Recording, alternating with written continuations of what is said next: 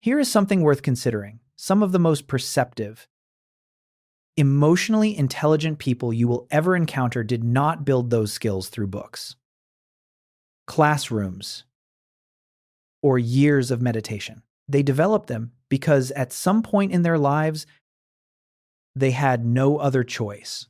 Their nervous system was shaped not by intention, but by circumstances that forced them to read rooms, anticipate moods, and think several steps ahead just to feel safe. Psychologists have begun referring to this as traumatic intelligence. And if you have never heard of it before, that is exactly why this matters.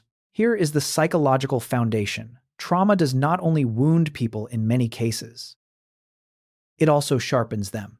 Research in developmental psychology reveals that children raised in unpredictable or emotionally complex environments often develop a heightened sensitivity to social cues, emotional patterns, and nonverbal communication.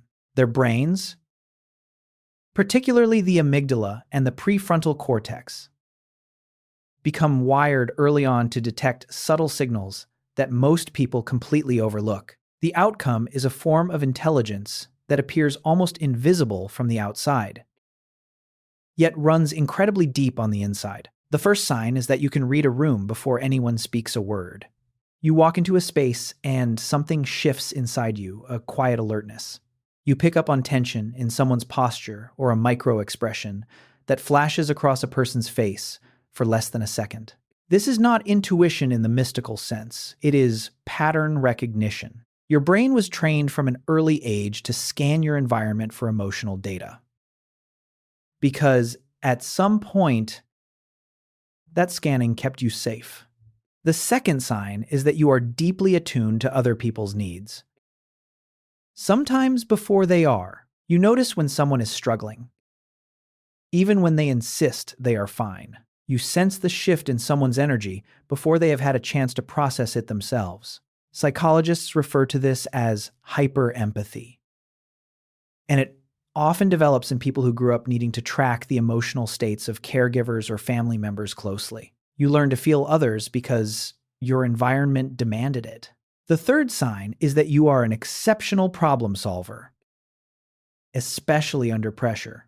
When things fall apart around you, something inside you goes calm and strategic. You do not freeze. You adapt. This is the nervous system doing something remarkable.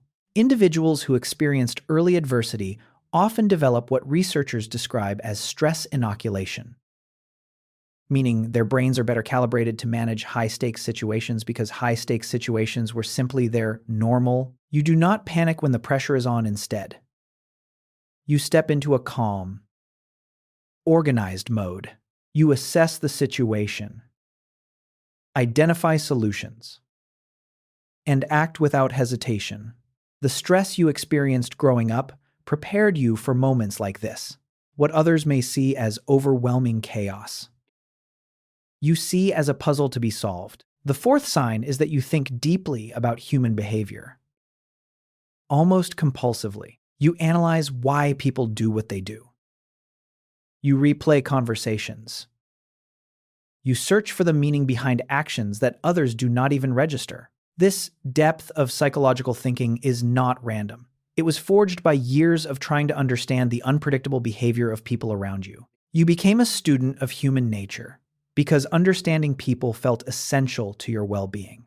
As a result, you have developed the ability to anticipate people's responses or actions before they even happen. You can predict how someone will react in a given situation based on their behavior, mood, and body language. This skill makes you highly adaptable in social settings, as you are often one step ahead of others in terms of emotional dynamics.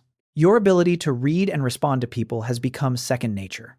The fifth sign, consider this for a moment. Everything you have heard so far, the perceptiveness, the empathy, the analytical mind, these are not weaknesses dressed up as strengths. They are genuine cognitive and emotional adaptations. And they tell a story about how remarkably responsive the human brain is to experience. You develop this intelligence not out of luxury, but because your environment demanded it. What others might label as too sensitive or overthinking is actually the result of your mind working tirelessly to stay safe, to adapt, and to understand your surroundings better than most. The sixth sign is that you have a highly developed sense of self-reliance. You do not wait for people to rescue you. You build solutions independently and quietly. This self-sufficiency often surprises people who know you. But it makes complete sense developmentally. When the environment in childhood was not reliably supportive, the brain learned to internalize resourcefulness. Dependence felt risky. So competence became the default. You may have learned early on that asking for help was not always an option. So you had to find your own way. You developed a quiet strength that is not reliant on others' support or validation. While others may look for external guidance or reassurance, you look inward to find solutions.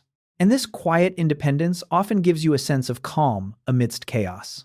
The more challenges you face, the more you thrive in creating your own path. The seventh sign is that you feel things more intensely than the people around you seem to. Music hits differently. Injustice bothers you on a visceral level. A kind gesture from a stranger can genuinely move you. This emotional depth is a hallmark of traumatic intelligence. The amygdala, which processes emotional experience, becomes highly sensitized through repeated emotional activation throughout life. The result is a person who does not just observe the world, they feel it at a frequency most people do not have access to. Your emotional radar is finely tuned. And this deep emotional capacity can often feel like both a gift and a curse. On one hand, you experience the world with a profound intensity.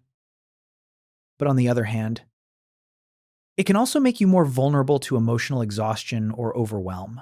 You carry the weight of the world's injustices, pain, and beauty, often without realizing just how deeply you absorb these feelings. The eighth sign is that you struggle to trust easily. But when you do trust, it is profound. Your threshold for trust is simply higher than average. This is not cynicism. It is a calibrated response. Cognitive psychologists call this adaptive skepticism. Your brain learned early that not all signals of safety were genuine. So it built filters. And those filters, while sometimes isolating, also mean that the connections you do form tend to be honest, meaningful, and unusually resilient once trust is earned. However, you are incredibly loyal and unwavering. Your relationships are built on solid, genuine foundations because you have learned to be cautious in giving your trust. You do not hand out trust easily. But once it is given, it is a bond that is difficult to break.